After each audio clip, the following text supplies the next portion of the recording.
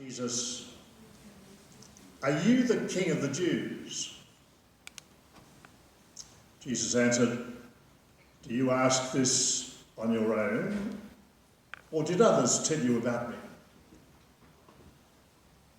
Pilate replied, "I'm not a Jew, am I? Your own nation and the chief priests have handed you over to me. What have you done?" Jesus answered, "My kingdom is not from this world. If my kingdom were from this world, my followers would be fighting to keep me from being handed over to the Jewish authorities.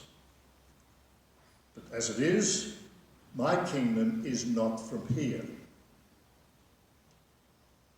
Pilate asked him, "So you are a king?"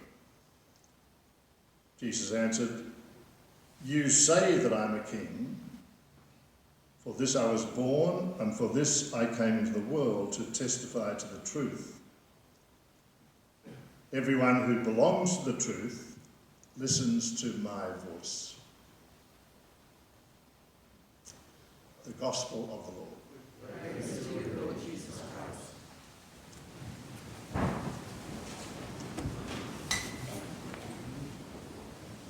Jason, I forgot to bring some water over, and I'm like a steam train.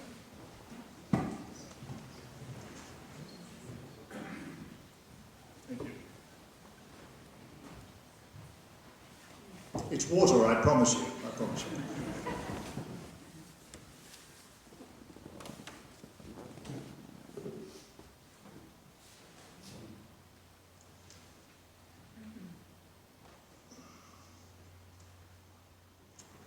Our church today is in a lot of trouble.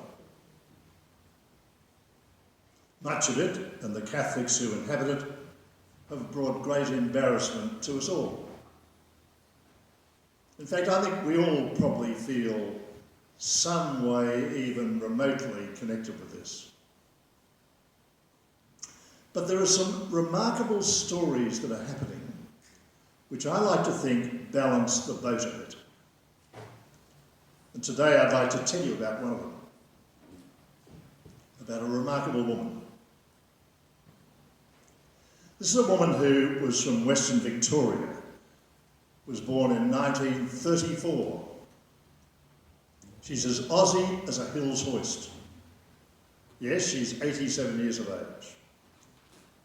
Her name is Brigidine, and she's been a Brigidine nun for 70 years. And that's some doing, I tell you. This bright-eyed woman is swift, sharp, and erudite. I promise you she's nobody's fool. And she is the energy behind a group in Melbourne called the Brigidine Asylum Seekers Centre. It's very well known in Melbourne. It's known pretty well in many parts of Australia. It's doing simply remarkable work. That sort of organisation is making our church real, authentic. Doesn't have to be promoted. People know that this is really what the gospel's about. They provide sort of the work of the gospel by providing temporary housing to many refugees who come in, particularly at the moment Afghan refugees, coming out of that absolutely disastrously broken country, of which I think, I don't want to get too heavy, but I think we have to bear some sense of responsibility for. So temporary housing, helping with their visa situations, friendly human support, which is probably the sharpest thing they need, food, legal help, etc., etc. Julian Burnside, that very public advocate for refugees, is part of their team. The entire project is run by a small team, and beyond the core group there's about 200 volunteers. Bridge, when you ask her about it, she says, "And there's nobody older than me," she says, at 87 years of age. After a lifetime working in... By the way, I know this woman, so you'll excuse a little bit of passionate personal concern. She and I were... we studied in the United States in New York, about 45 years ago. She was a very strong, intelligent woman then, and she still is now. After a lifetime working in interesting schools in Melbourne, out around Sunshine in the West, she stumbled on this whole question of the need for asylum seekers. In a magazine a couple of months ago, she was interviewed by a journalist, and she said to the journalist, "I don't think you can study history or international relations or anything much without coming up against the questions of colonialism, nationalism, borders, and the disparity of wealth across the world. Things where humankind has managed to set up structures which are just so blatantly wrong." This is a woman who's not, doesn't lose herself in generalities.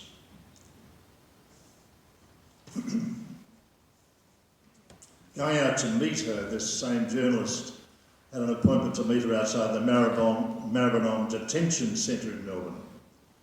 It's a famous place down there. And the journalist tells this story. He says, "I spotted her in a car park, a small woman, casually dressed, propped up on 2 crutches. She muttered something about her hip, and after passing through the electronic security, we were dumped in an interview room and the door slammed shut. Immediately, this nun started to produce an astonishing array of stationery from within her clothing.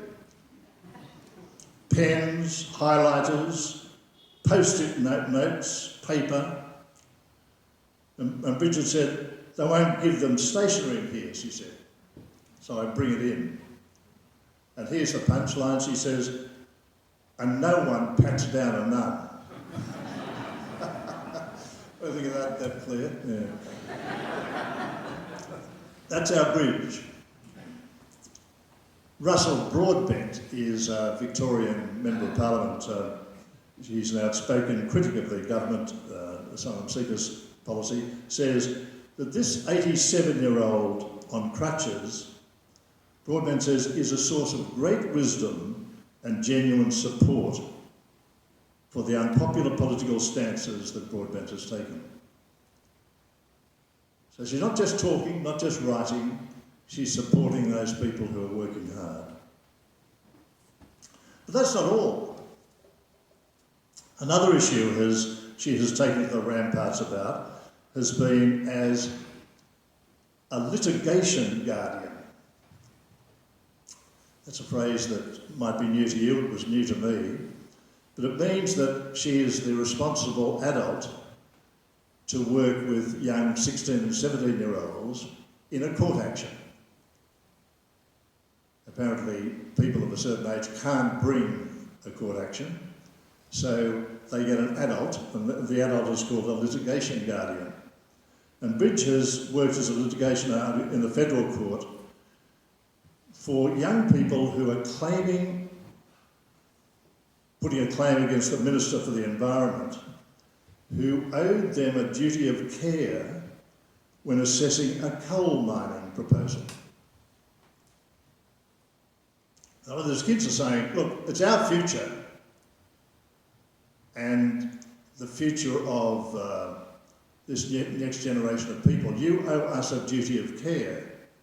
And they really focused upon a particular coal mining.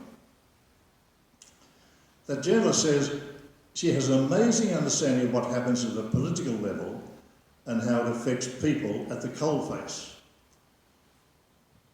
It's a badly used word, coalface. Anyway, by the way, I better play all my cards. This book, the proceeds of this book are going to the Brigidine Asylum Seeker Centre. Any purchase of the book you will have, there'll be $10 that will go to this particular work. The final story I want to tell you is a very bruising and quite a tragic one. I tossed up whether I would share it with you this morning, but I'm going to. She said to this journalist, he said, well, give us a story about one of the Afghan refugees. And she said, okay, there's a beautiful man, an Afghan. He was planning to come out to Australia and got his family as far as Quetta in Pakistan. And then his travel documents and application was refused. When he got his travel rights back, he went back from Australia to Pakistan and found his wife was dying of cancer. When she died, his eldest daughter stayed there to look after her with her 3 brothers. He came back to Australia to try to negotiate the rest of the family to come out to Australia. But he heard his daughter was in trouble, so he went back to Pakistan from Australia and found out that she had been abducted by a gang who demanded 5,000 Australian dollars. He scrambled this money together with the help from the Asylum Seeker Centre. He went back to Pakistan and he found the kidnappers said, okay, go to some street corner or other in Quetta and you'll find your daughter in a car. He went there and the car was burnt out with 4 bodies in it. And Bridget says, dear God, the Afghan is back here in Australia now working to get his sons out. He's working in a restaurant in Sunshine making flatbread, bent over in intense heat, working 7 days a week, long hours, until he's made enough money to put a deposit on a house because he still thinks the boys are coming. Now, I know that's a tragic story, but it just puts the reality of what is happening in Australia and how we're responding to this in some sort of light. To not simply focus everything on Bridget Arthur, there are other strong women working in Australia who I'd like to mention quickly. One is a Josephite nun, a colleague of Claire's, Sister Susan Connolly. Susan is taking on the Australian government about their treatment of the Timorese.